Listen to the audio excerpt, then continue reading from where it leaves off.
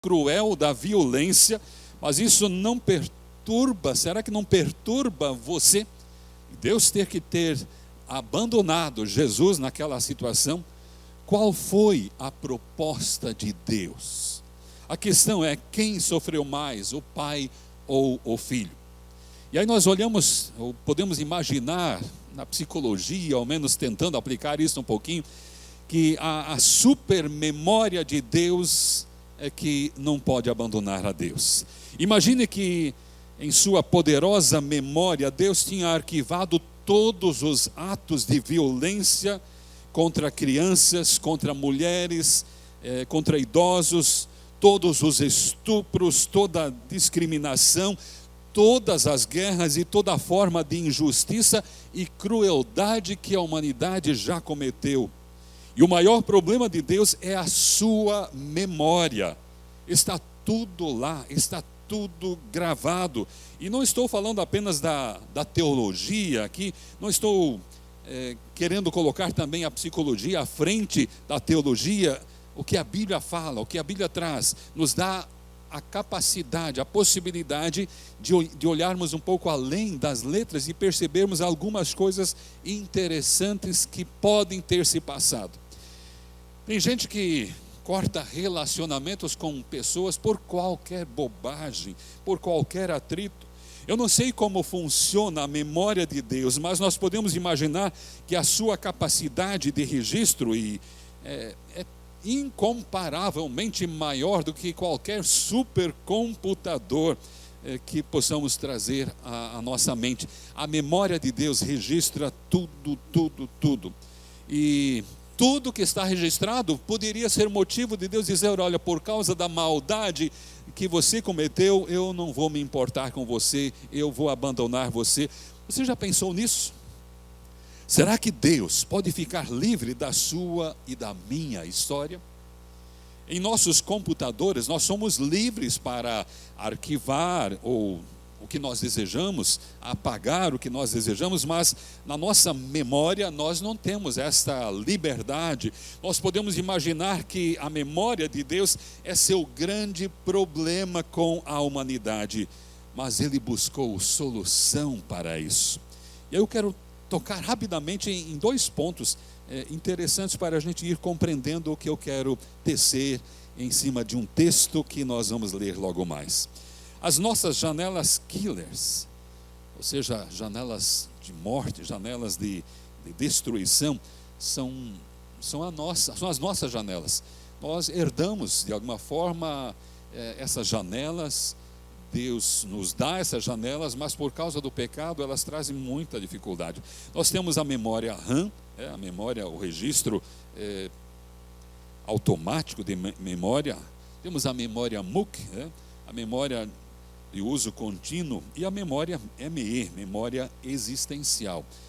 Segundo Augusto Cury e muitos que trabalham nessa área da psique, nós podemos aprender de alguma forma isso. Eu quero passar rapidamente para um terceiro ponto, onde damos um passo adiante e descobrimos que Deus também coloca à nossa disposição as janelas light, as janelas paralelas, as janelas onde podemos reeditar as lembranças, podemos reeditar o filme da nossa vida, e é preciso reconstruir, é preciso permitir que essas janelas nos alcancem. E aí vamos rapidamente para um quarto ponto aqui. Jesus constrói janelas light.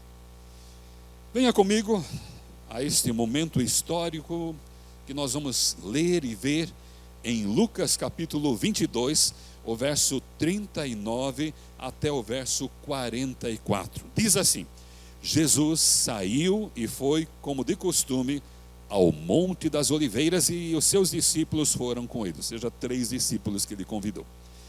Quando chegou ao lugar escolhido, Jesus disse: orem, pedindo que vocês não sejam tentados. Então se afastou a uma distância mais ou menos de 30 metros, ajoelhou-se e começou a orar, dizendo o seguinte: Pai, se queres, afasta de mim este cálice de sofrimento. porém que não seja feito o que eu quero, mas o que o Senhor quer. Então um anjo do céu apareceu a ele e, cheio de uma grande aflição, Jesus orava com mais força ainda, e o seu suor era como gotas de sangue caindo pelo chão. Este é o início do drama que vai nos nortear, e vamos tentar ver o seu desenrolar e queremos analisar. Cerca de 9 a 12 horas antes de ser crucificado, Jesus se encontrava naquele jardim. Eu, algum tempo atrás, mudei a minha ideia do que eu fazia, a ideia como Jesus estava ali no jardim. Alguns desenhos até mostram ou tentam retratá-lo sentado numa pedra orando, outros apenas de joelho, como a Bíblia mesmo diz, que ele se colocou de joelhos.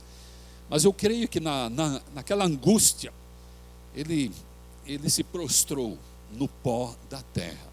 Havia uma cena muito mais grotesca do que nós podemos imaginar, pelo sofrimento, pela situação que Jesus entrou naquele estado.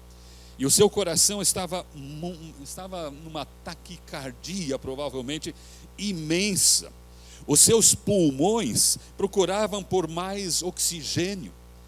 O vírus do meu e do teu pecado estavam afetando a vida de Jesus. Ele bebia o cálice amargo das culpas que nós lhes sobrecarregamos.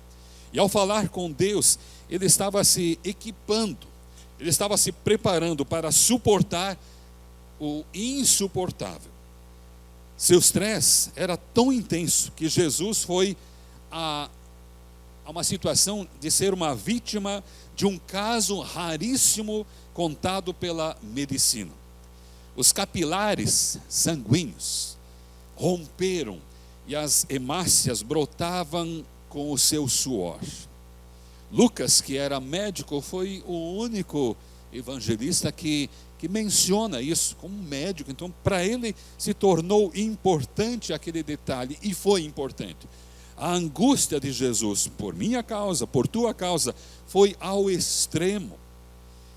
E para ele, aquela cena, para Lucas, era de grande valor, era de grande importância.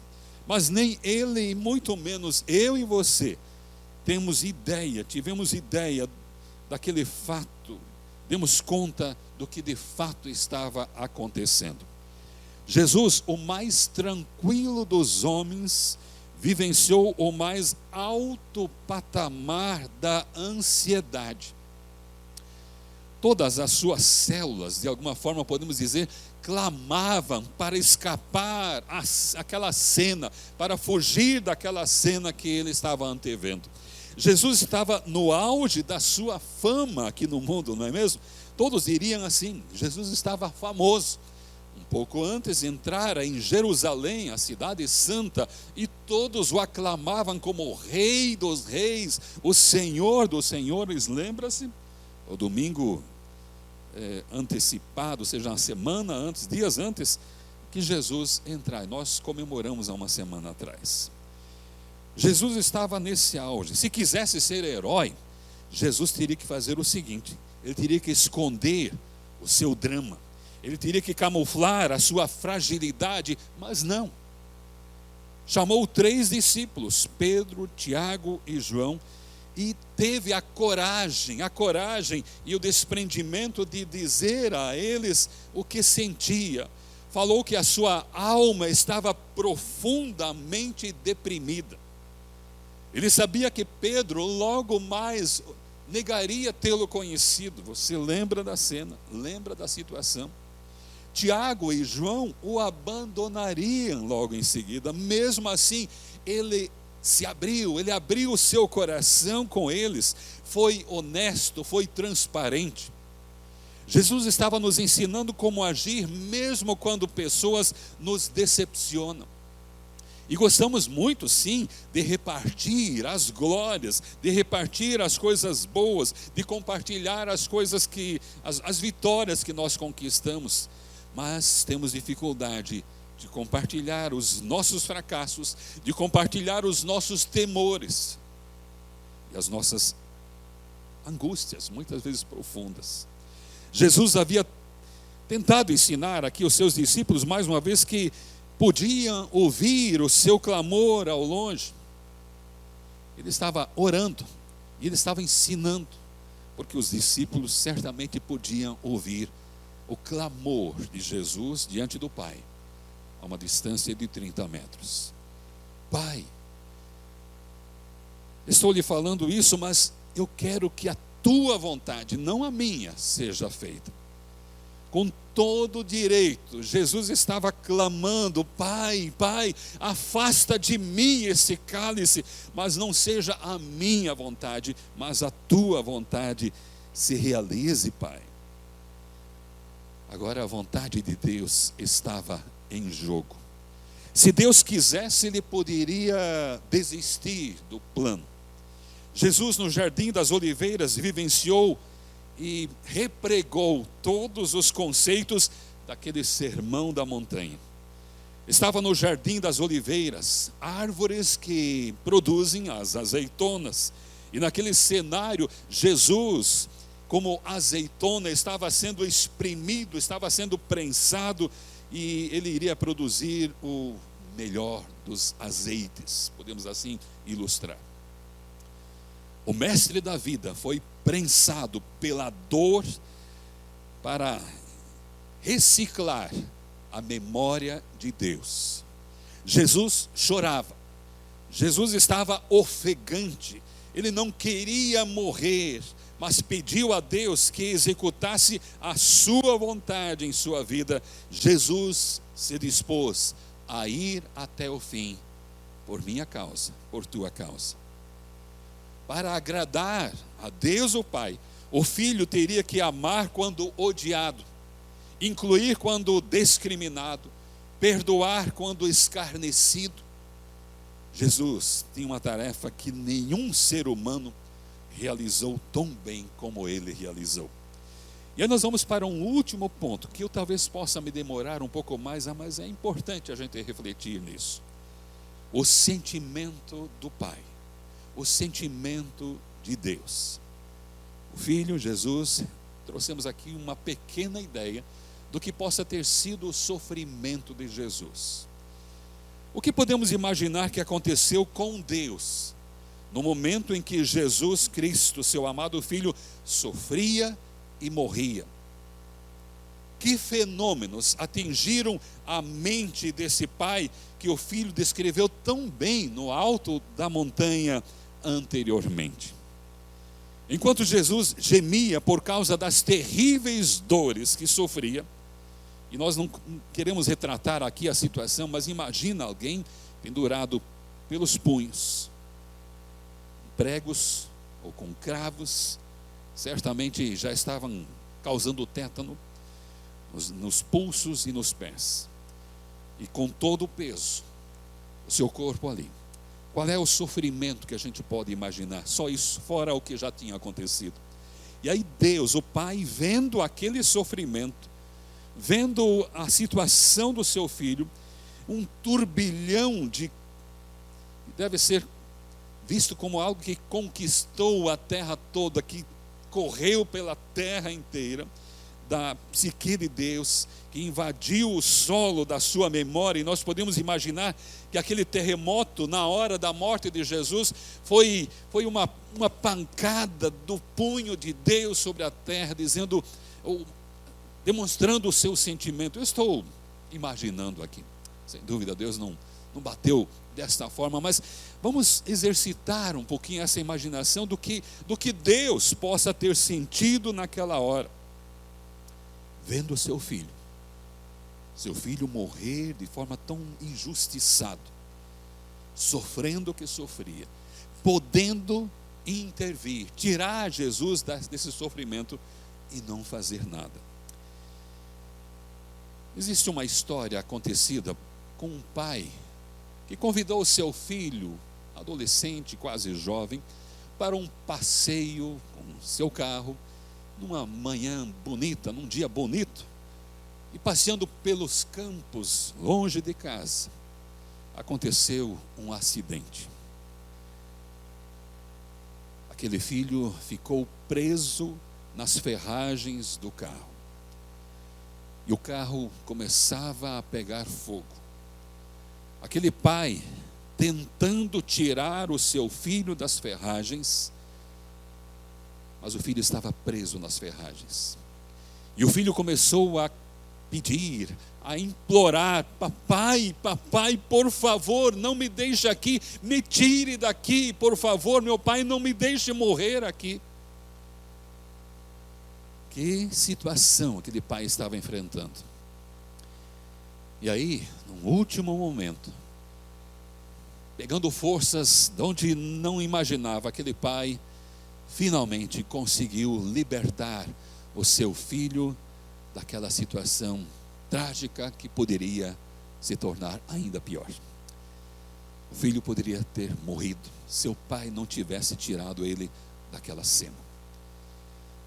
E eu volto à pergunta: no plano da salvação com Jesus na cruz, quem sofreu mais? O filho que morria ou o pai que assistia? O pai e o filho foram ao extremo por amor à humanidade, por amor a você, por amor a mim. E a Bíblia diz no Evangelho de João, capítulo 3, o verso 15, para que todos os que nele crescem pudessem ter vida eterna. Usando as nossas palavras e os nossos sentimentos, espero que você esteja compreendendo isso. Eu fico imaginando o desespero de Deus, no sentido da nosso pensamento humano, ver o seu filho amado se contorcendo de dor, e enquanto o filho morria fisicamente, o pai morria emocionalmente. Aquelas 6 horas de crucificação foram as mais longas, ou foram, nós podemos imaginar, eu estou apenas no imaginário, foram mais longas do que toda a eternidade para Deus. Aquelas 6 horas de crucificação foram terríveis demais. E aí Deus teve que ouvir do seu filho lá na cruz a expressão que talvez doeu mais ainda: Deus meu, por que me abandonaste? Nunca um pai abandonou um filho querido num momento extremo, ainda mais que poderia tirá-lo dessa situação. E as cenas indescritíveis penetraram como um raio na memória sofisticadíssima de Deus, causando um vendaval sem precedentes. Foi inesquecível. Enquanto o filho morria, Deus, o Pai, se expôs ao máximo aos estímulos estressantes, estou falando no jeito de a gente querer entender, e viu passar em sua mente o filme cometido, elaborado por todos nós. Um filme com todos os nossos erros, com toda a nossa violência, com toda a falsidade, com toda a discriminação, com todas as ambições tortas cometidas pela humanidade em todos os tempos. E só o sacrifício do ser mais puro poderia nos resgatar. E mesmo assim, quando Jesus estava no ápice da dor física, da dor emocional, e por que não dizer espiritual, porque afinal de contas ele carregava agora os meus, os teus, os nossos pecados, e isso fazia com que Jesus se sentisse abandonado por Deus, ou seja, por causa do pecado nós não podemos ter comunhão com Deus, e Jesus estava se sobrecarregando, estava sendo sobrecarregado com os meus pecados, e Jesus sentiu a angústia que cada pessoa deveria sentir por causa dos seus pecados, a angústia de estar separado de Deus, de ficar separado de Deus por causa do pecado.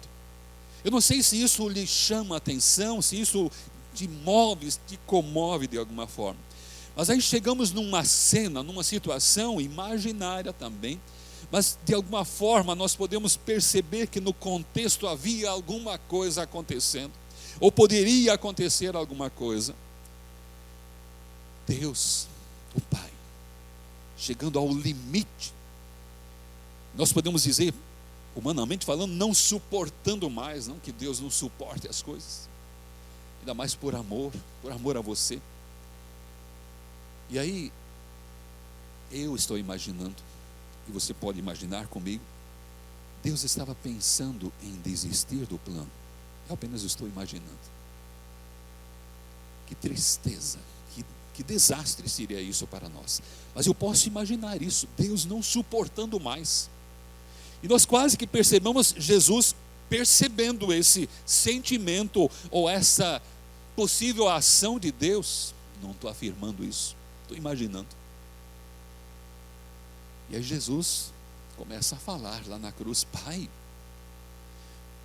por favor, papai, não faça isso.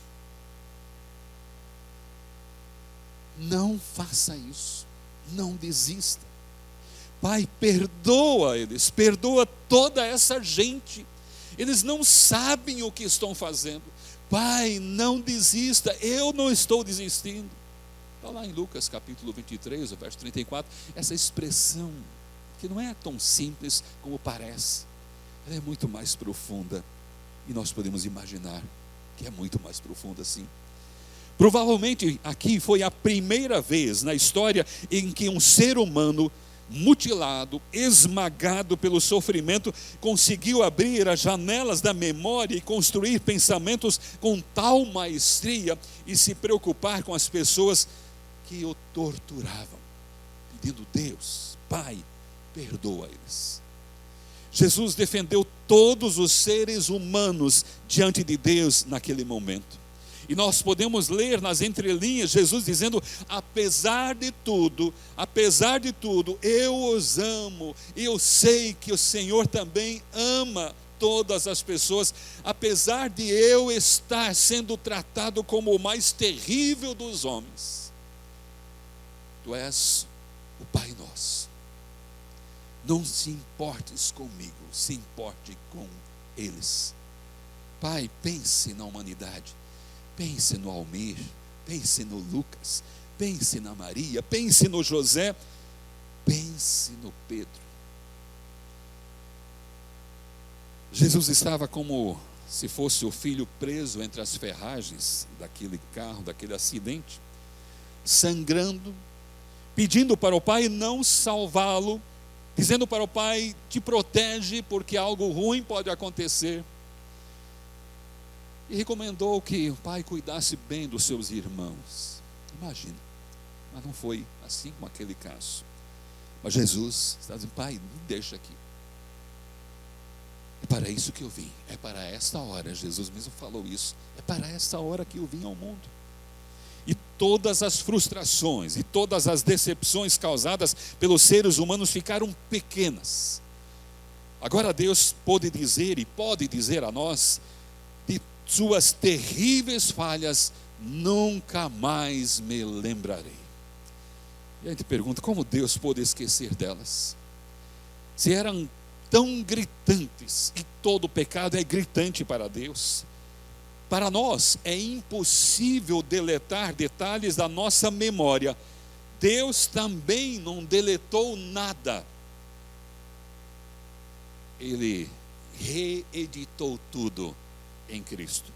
Há uma mudança nessa compreensão. E ao gritar a plenos pulmões para Deus perdoar os seres humanos que zombavam dele, que o matavam, dizendo que eles não tinham ideia do que estavam fazendo, Jesus compreendeu o incompreensível.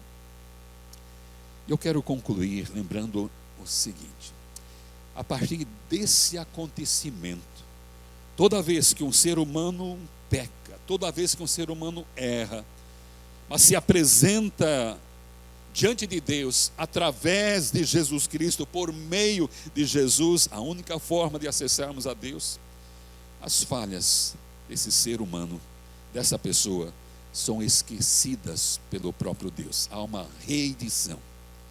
Se Deus perdoou os torturadores do seu próprio filho, quem pode escapar ao alcance do seu amor? O Pai e o filho viveram o ápice da compaixão num momento em que qualquer expressão de amor parecia inimaginável. E agora? Agora chegou o domingo da Páscoa. Aleluia por isso. Jesus ressuscitou vitorioso e junto com o Pai entra em todas as casas nesta Páscoa também, entra em todos os lugares para uma refeição com a tua família. Mas não é para fazer uma refeição e sair e te abandonar. O que Jesus quer fazer é permanecer ali, é ficar com você, abraçando quem lhes deu as costas, beijando quem lhes cuspiu no rosto, amando quem o odiou. Jesus está vivo e livre para abençoar você e a sua família. E nós podemos dizer, só os livres, como Jesus, são apaixonados pela humanidade, por mais que ela seja do jeito que ela é. Só quem ama assim é capaz de resgatar e trazer de volta para os braços do Pai seres tão rebeldes como nós e tornar-nos em filhos amados que o Senhor chegou a declarar em alto e bom som: nada e ninguém pode arrancar esses filhos dos meus braços. Ele quer muito lhe dar vida eterna. Ele quer dar a você o melhor. Deus e Jesus não teriam se disposto a fazer o que fizeram se apenas não tivessem mais interesse, ou não tivessem nenhum interesse em nós, ou se achassem que não valia a pena. A pergunta a ser respondida não é quem sofreu mais. A pergunta que precisa ser respondida é se você deseja o perdão que Deus oferece com todo o sacrifício que Ele fez por você. Deus prometeu e cumpriu o plano do resgate.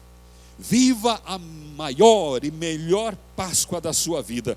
Deixe Deus libertar você da terrível escravidão do pecado. Desejo que esta seja a Páscoa da sua vida. Não porque estamos vivendo o isolamento social, mas porque Jesus quer estar com você, quer se associar com você e sua família nesta Páscoa e todos os dias da tua vida. Desejamos que neste isolamento que infelizmente estamos tendo que passar para nos proteger do vírus, do coronavírus, a gente descubra que Jesus morreu por causa do nosso vírus, o vírus do pecado, para destruir de uma vez por todas o seu poder sobre a vida eterna das pessoas e trazer-nos para bem perto, bem juntinho de Deus para sempre. Que Deus nos abençoe e esta Páscoa seja de fato abençoada sempre e sempre, todos os dias da tua vida. Que Deus nos abençoe. Quero orar com você ainda nesse momento, e bem perto de você, bem perto ali onde você está na sua casa. Querido Pai, é tão bom a gente poder ter esse contato. Pai, nós não sabemos por que tudo isso está acontecendo no mundo, mas nós temos já alguns paraquês. Teu povo tem se unido, teu povo tem te buscado, e talvez muita gente que nunca te buscou, está te buscando como nunca antes. Revela-se a essas pessoas. E que esta Páscoa em família seja marcante para a vida de cada pessoa. E que logo, logo a gente possa se encontrar, possa se abraçar. Mas nesse momento eu quero pedir que o Senhor mesmo venha, esteja ali, abraçando cada pessoa, estendendo a tua mão, compartilhando este amor que tens revelado de uma forma tão profunda, e que foi tão cruel para o Senhor. Mas muito obrigado, porque o Senhor não permaneceu na morte, o Senhor ressuscitou, e nós celebramos a Páscoa, a libertação da nossa vida para a eternidade. Nós saímos da condenação para a liberdade no Senhor Jesus. Muito obrigado por isso. Abençoe cada família, abençoe, guarde, e que todos tenhamos o cuidado necessário nesse tempo tão especial. Eu oro em nome de Jesus, o meu, o nosso Salvador. Amém e amém. Essa maravilhosa graça do Senhor em ter dado o seu Filho para morrer por nós, e Ele vivo está. E eu posso dizer assim: maravilhosa graça, graça de Deus sem par. Como poder cantá-la? Como hei de começar? Talvez esta manhã nós pensamos assim: como nós vamos comemorar a Páscoa? Está tudo tão diferente. É só voltar o nosso olhar para o Senhor e abrir as nossas bocas e louvar a Ele. E essa Páscoa será uma bênção. A maravilhosa graça de Deus sobre as nossas vidas.